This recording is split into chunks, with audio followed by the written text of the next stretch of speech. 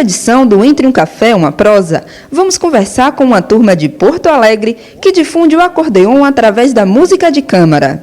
Em 15 anos de formação, o Quinteto Peste participou de concertos e festivais de várias cidades e estados do Brasil e conquistou o prêmio Circuito Funarte de Música Clássica em 2010. Os nossos entrevistados do programa de hoje exploram o acordeon de uma forma inovadora. Através da música de câmara, eles mostram mais uma potencialidade desse instrumento. O Entre um Café, uma Prosa tem o prazer de receber Adriano Peste, André Machado, Daniel Castilhos, Ezequiel de Toni e Luciano Roden, o Quinteto Peste. Pessoal, sejam bem-vindos à TV Caatinga. Obrigado. Eu gostaria que vocês começassem falando sobre a música de câmara. Explicar um pouquinho para mim e para o pessoal que está em casa sobre esse estilo.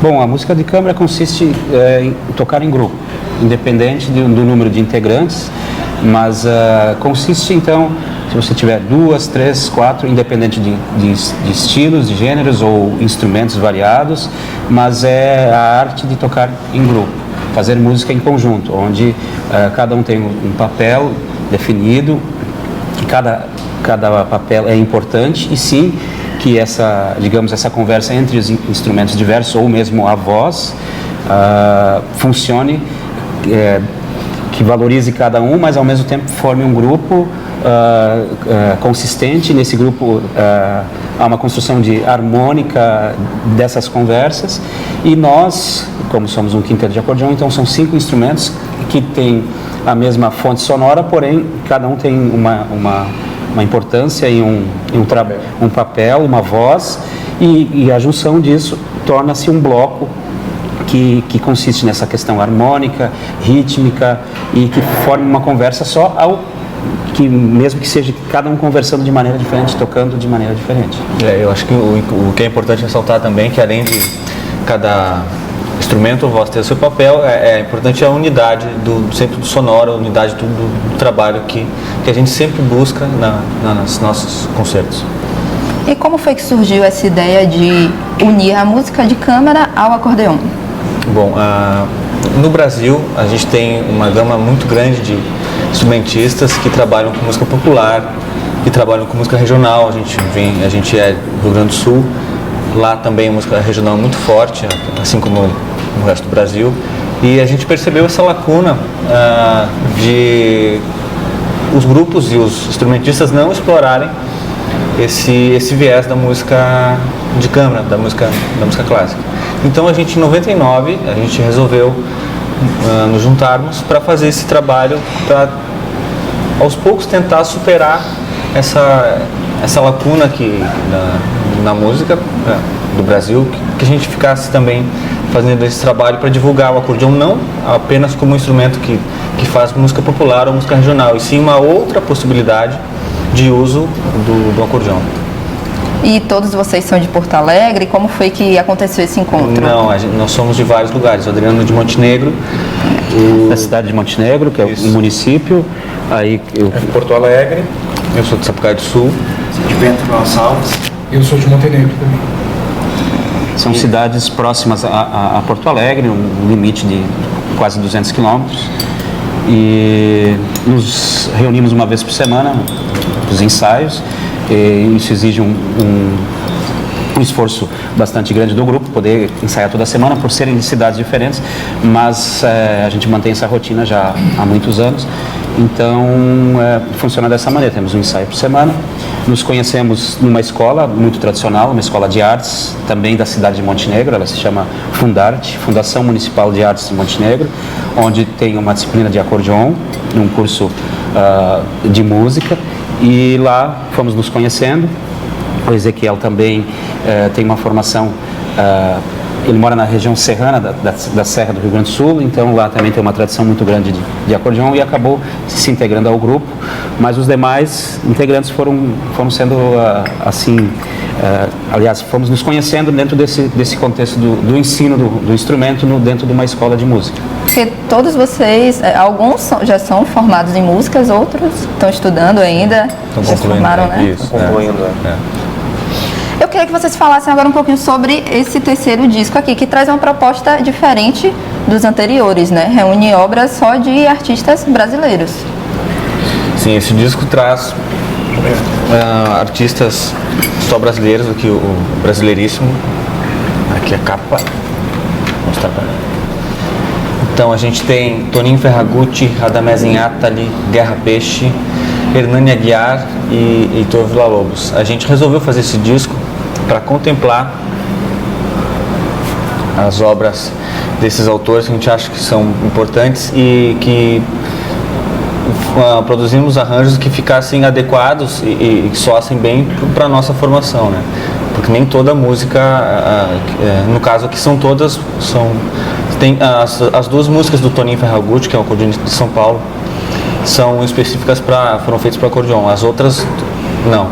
Então a gente procura também buscar músicas que vão ao nosso encontro em termos de sonoridade, do que a gente pensa que é possível fazer com o trabalho do grupo também. Sim. É uma forma de pesquisa de repertório, que às vezes a gente acha que pode uma música que seria interessante para o grupo, às vezes nesse laboratório que é feito, às vezes não soa tão bem.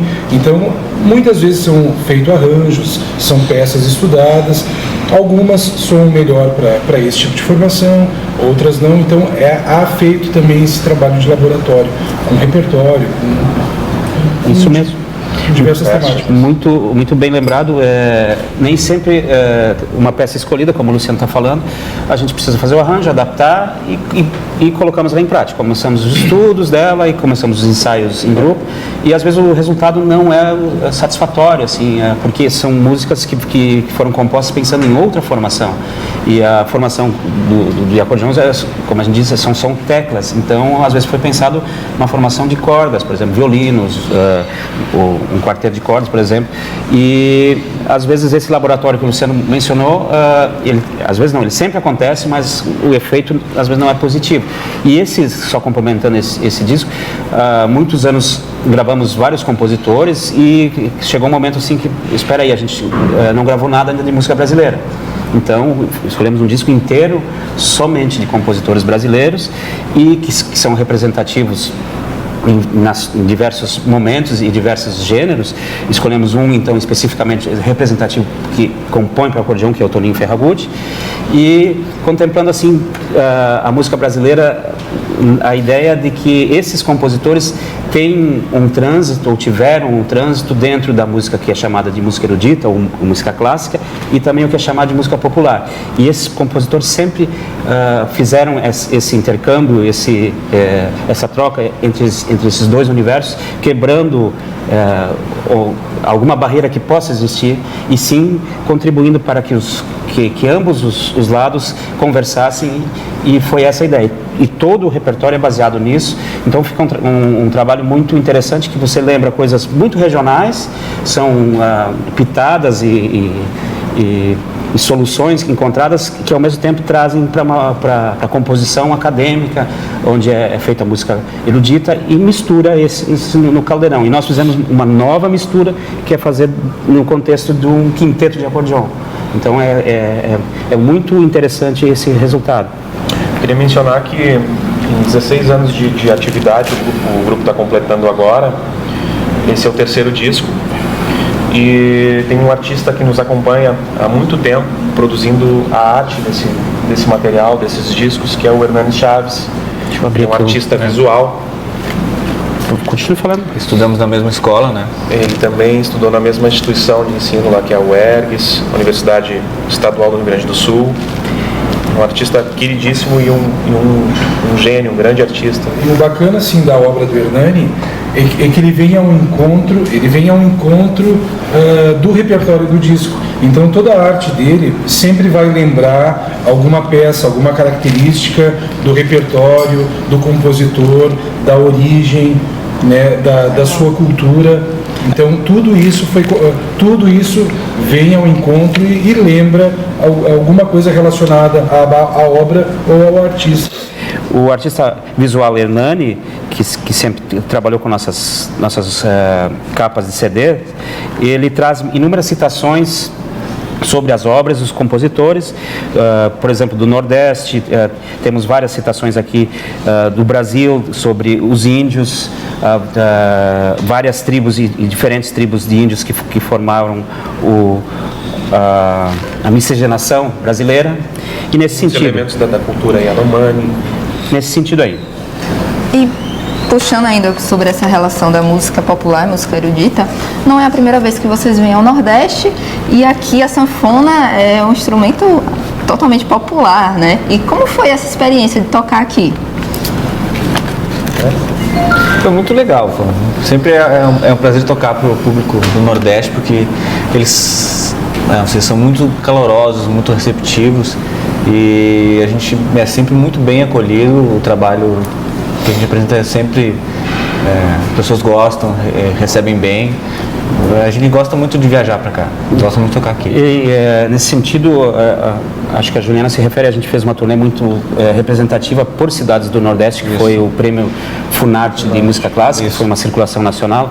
Então andamos por várias cidades e a recepção é muito, como mencionaste, muito calorosa, é muito gostosa, é carinhosa, porque se identifica com o instrumento, um instrumento muito forte, tem uma relação muito peculiar com a cultura nordestina, e nós trazendo um repertório que não é melhor e nem pior, e sim um outro repertório diferente, mas isso não o torna melhor ou pior, e sim uma colaboração com o instrumento, que ele possa também transitar em universos diferentes e trazer as pessoas a assistir música instrumental, sentar e ter o hábito de ouvir música, ouvindo somente música e não só, uma música para dançar ou entretenimento, e sim você cria o hábito das pessoas irem ao teatro ou ao auditório ou uma sala e assistir música.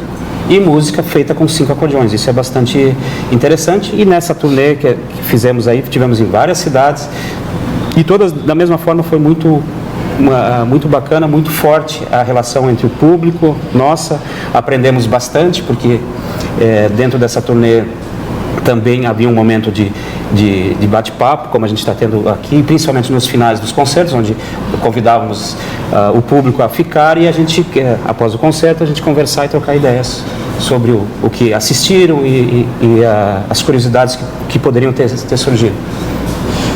E vocês também fizeram o processo inverso, digamos assim, que foi levar a música para as pessoas. Ao invés das pessoas irem ao teatro, vocês foram às escolas públicas do Rio Grande do Sul. Como foi essa experiência?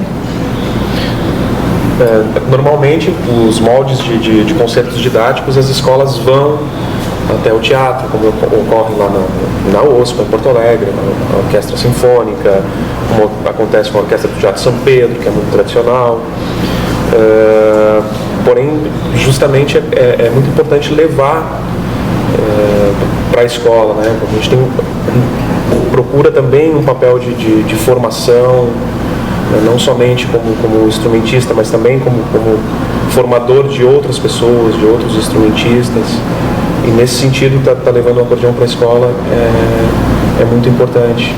Esse projeto dos concertos didáticos é fundamental, porque talvez seja a única oportunidade daquelas crianças que às vezes moram na periferia, no caso de Porto Alegre, onde a gente tocou, de poder assistir um grupo de câmara, um grupo que faça uma música que tem essa proposta, né? Um pouco diferente do que é escutado na mídia ou do que eles próprios estão habituados a ouvir, a gostar.